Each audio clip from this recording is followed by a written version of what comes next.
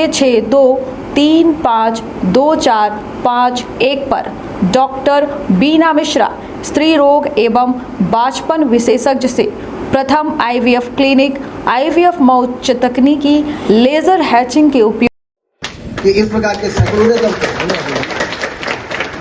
हम बर्दाश्त नहीं कर सकते हैं। यदि इस प्रकार से हम मुखर होकर और सही के लिए नहीं खड़े होंगे तो हमारा देश रसातल पे चला जाएगा। ये तो गनीमत है कि मोदी जी प्रधानमंत्री हैं, तो सनातन की लहर पूरे देश में चल रही है। अयोध्या में भगवान राम के मंदिर का निर्माण शुरू हो जाएगा। कभी किसी ने सोचा था? हम ही लोगों को मजाक उड़ाते थे लोग जब ये कहते थे कि रामलला हम आएंगे, मंदिर वहीं बनाएंगे, तो कांग्रेस पार्टी के लोग हमारा मजाक उड़ाते थे और कहते थे तारीख नहीं बताएंगे। रामलला हम आएंगे, मंदिर वहीं बनाएंगे, लेकिन तारीख नहीं बताएंगे। अब कान खोल के कांग्रेस के लोग सुन ले कि जनवरी के महीने में 2024 में भगवान रामलला के भव्य मंदिर का उद्घाटन भारत के प्रधानमंत्री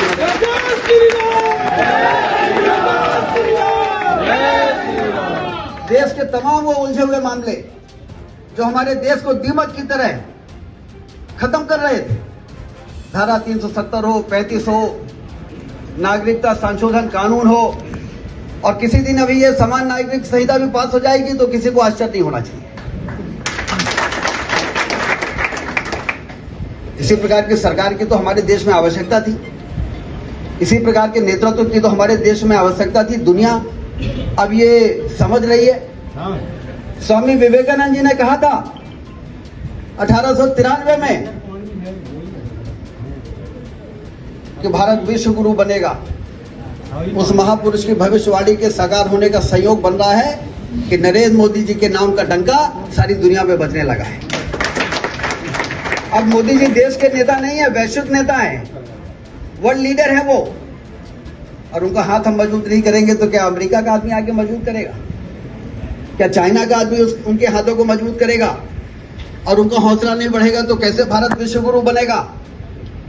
इसके लिए देश के नौजवानों को आगे आकर और भारतीय जनता पार्टी के हाथों को मजबूत करने की आवश्यकता है। ये विचार है हमारा, किसी से मनभेद नहीं है। विचारों का मतभेद हो सकता है, लेकिन समय समय पे हम अपने विचारों को संशोधित करें, उसको ठीक करें, समय की परिस्थितियां देखें, नजाकत देखें। और जब हम नजाकत देखेंगे, ये चुनाव किसी को हराने जिताने का खेल थोड़ी है। ये चुनाव तो अपने बच्चों के भविष्य को बनाने का मामला है। ये आने वाली पीढ़ी के भविष्य को संवारने का सवाल है।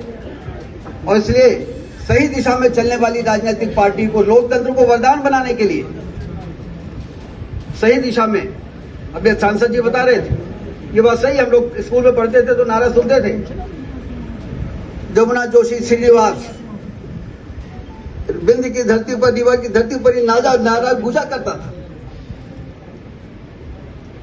और फिर काल का चक्र ऐसा घूमा कि आज उनके वंशज सिद्धार्थ तिवारी राज और भारतीय जनता पार्टी में आ गए। उसी मूल विचार, उसी मूल में ये भारतीय जनता पार्टी बहुत अच्छी पार्टी है। आप देखिए, आपको उम्मीद नहीं रही होगी कि इस प्रकार से दिल खोल के और लोग आपका यहाँ पर अभिनंदन करेंगे। मन में शंका रहती है, लेकिन सबको जोड़ जोड़ के तो पार्टी यहाँ पहुंची है। गिरीश गौतम जी यहाँ बैठे हैं, आदरणीय नागेंद्र सिंह जी बैठे, मैं खुद, और सांसद जी बगल में बैठे हैं, प्रदीप पटेल जी बैठे हैं। सब अलग अलग धाराओं से आकर और गंगा जी में मिल गए। तो भारतीय जनता पार्टी एक गंगा है जो देश के निर्माण का एक पवित्र और महान कार्य कर रही है। ये मिशन है। जो भारतीय जनता पार्टी सिर्फ राजनीतिक पार्टी नहीं है, ये एक मिशन है। भारत को परम वैभव के स्थान पर पहुंचाने वाला मिशन है ये। और इसलिए सभी का पार्टी दिल खोल के स्वागत करती है। आपने देखा भोपाल में मुख्यमंत्री, प्रदेश अध्यक्ष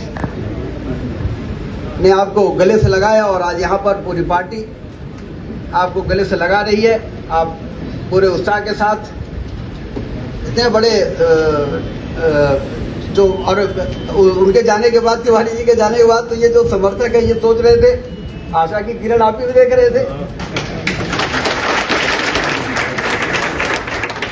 अब आशा की किरण तो देख रहे थे लेकिन सोच रहे थे कि पार्टी तो ठीक नहीं है, लेकिन अब तिवारी जी के नाती आई तो ठीक, इनके साथ रहेगा है। अब ये लोग बड़े खुश हैं,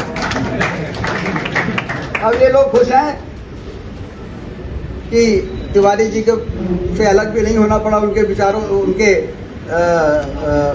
उनका जो योगदान है, और सही पार्टी में राज पहुंच गए, तो अब हमको काम करने में कोई दिक्कत नहीं है।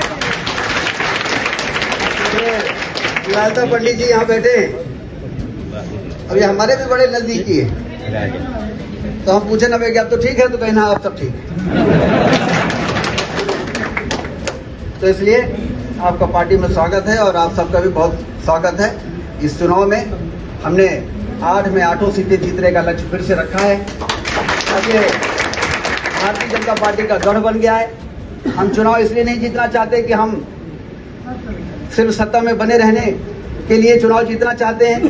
हम सत्ता की बागडोर फिर से अपने हाथों पर लेकर रीवा जिले को हिंदुस्तान का जो सबसे बेहतर जिला बनाने का लक्ष्य लेके काम कर रहे हैं। वो काम पूरा करने के लिए फिर से आपका समर्थन और आपका सहयोग, आपकी मेहनत, पसीना, आप 1 महीने 20 दिन अब कोई शांत न बैठे, फिर से भारतीय जनता पार्टी को जिताएं, भाजपा को मजबूत करें, नरेंद्र मोदी जी के हाथों को मजबूत करके, और मोदी जी बनाएंगे भारत को विश्व गुरु, हमारे शिवराज सिंह चौहान जी बनाएंगे मध्य प्रदेश को हिंदुस्तान का नंबर 1 का राज्य। लेकिन हम लोग तो अपने रीवा और विंध्य को बनाएंगे हिंदुस्तान का सबसे समृद्धशाली इलाका। जब तक वो लक्ष्य प्राप्त नहीं हो जाता, तब तक हम लोग चैन की सांस नहीं लेंगे। और इसके लिए भारतीय जनता पार्टी का चुनाव जीतना, 8 में 8 सीटें जीतना, ये बहुत आवश्यक है। आपके आने से निश्चित रूप से मजबूती मिली है। ये यहाँ पर उपस्थित जो उत्साह है उसे समझ में आ रहा है। बहुत बहुत धन्यवाद। जय हिंद।